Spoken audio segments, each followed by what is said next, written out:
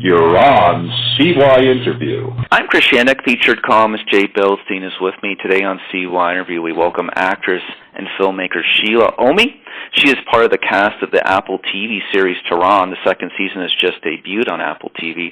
Shila, thanks for joining us on CYInterview. How are you? Thank you so much, Chris. It's wonderful to be here. We're glad to have you this morning. So you were born in Tehran, Iran. You grew up in Los Angeles, California. Can you tell our audience about the show Tehran and what being in the show personally means to you?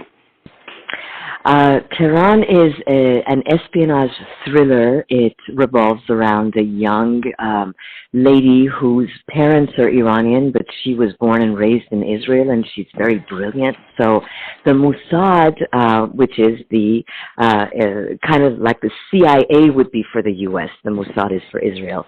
They hire her and they send her to Tehran because she speaks Farsi, and they send her in as a spy to stop the nuclear program.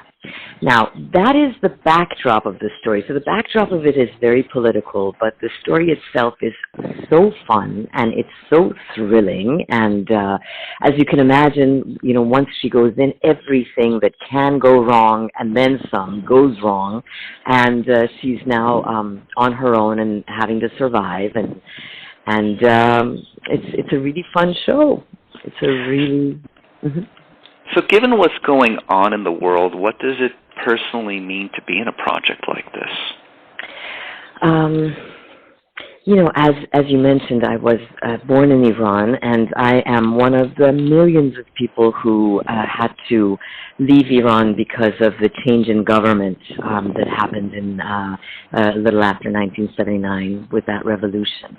And so I personally have never been back to the country where I was born, and this is the sadness of a lot of us who live outside of the country where we were born, and it's just not possible to go back to live in freedom, unfortunately.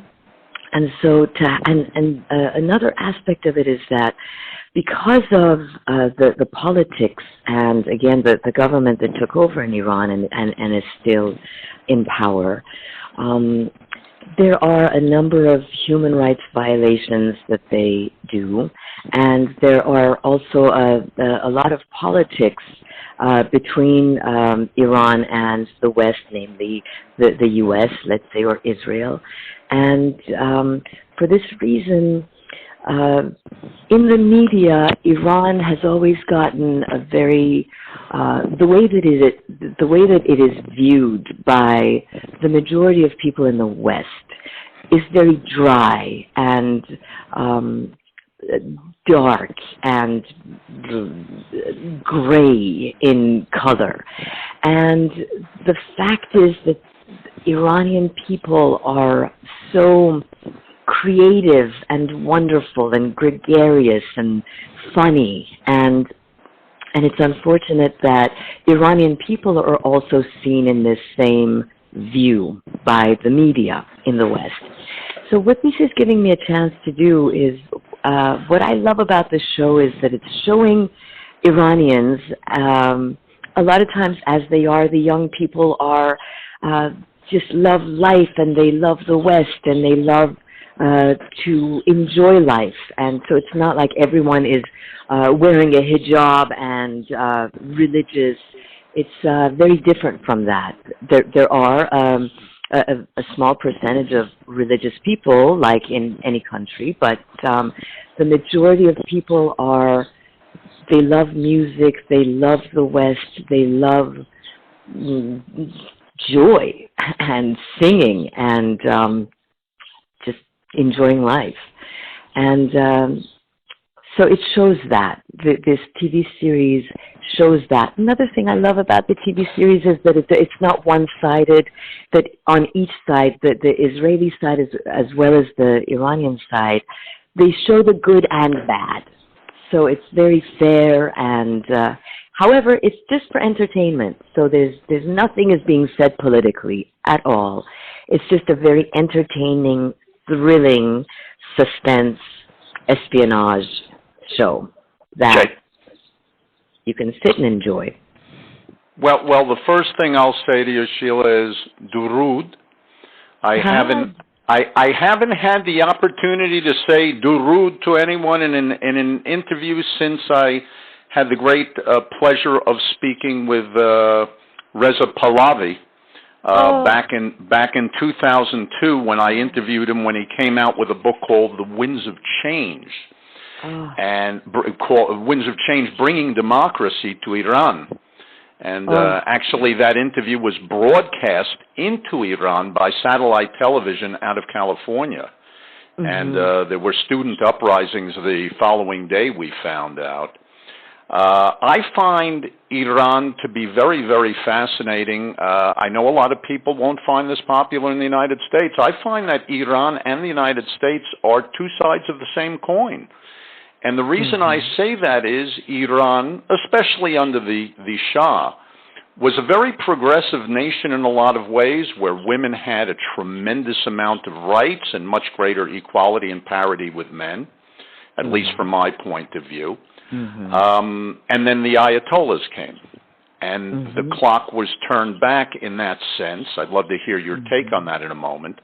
But what I find in both the United States and Iran, they're both very advanced cultures, rich cultures, cultures that appreciate music, cultures that appreciate art, tremendous technology and science type of background, and engineering in both countries, but they also both harbor fundamentalist streaks.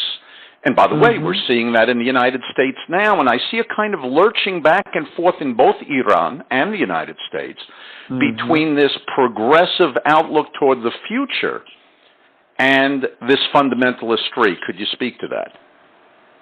Yeah, as a matter of fact, I think I completely agree with you, and it's the religion question. You know, it's that human beings have such a tendency to hold on to specific ideologies that have been created. Some of them were created thousands of years ago, and they hold on to ideologies for dear life, and suddenly these ideologies shape the way that they think about life and about each other, and it's a dangerous thing. But what I've heard said many times is that actually people that don't have religion or are even atheist or agnostic are far more moral and far better human beings to one another than the religious people who think that they've cornered the market on what it is to be a good human being. And by the way, speaking of the Pahlavis, our Empress Pahlavi, Reza's mother, I played her role many years ago in a short film, and I love her so much. The amount of good that the Shah and his wife did for Iran far, far, far outweighed some bad things that I'm sure were around. I mean, Iran during the Shah's time was not Switzerland, but it was so amazing. They gave so much support to the arts and support to young people, and young people had a chance to go and study all over the world. A dear friend of mine, not to go off subject, but a dear friend of mine who passed away a few years ago, Reza Badi'i, was one of these people who the Shah had sponsored to go to the U.S. and learn to direct, because he loved directing, and he broke the world record in the number of television hours of directing. He directed Mission Impossible, the Mary Tyler Moore Show. There's a segment, you know, in the beginning where she walks across the street and throws her hat up in the air. That was Reza Badi'i, my friend, who did that, and he was so grateful for everything that the Shah had done for him that he went back to Iran and made documentaries, and you know, and he lived here in the U.S. and made movies and television shows until he passed. I was actually supposed to work with him on the last project that he was going to do a film, and he passed away, unfortunately, a few years ago. But yes, it was an incredible country once upon a time. I personally feel that it was because of the fact that the Shah was not allowing the West to take advantage of the oil, because the West was buying the oil, refining it for very cheap, refining it and then selling it back to the Shah.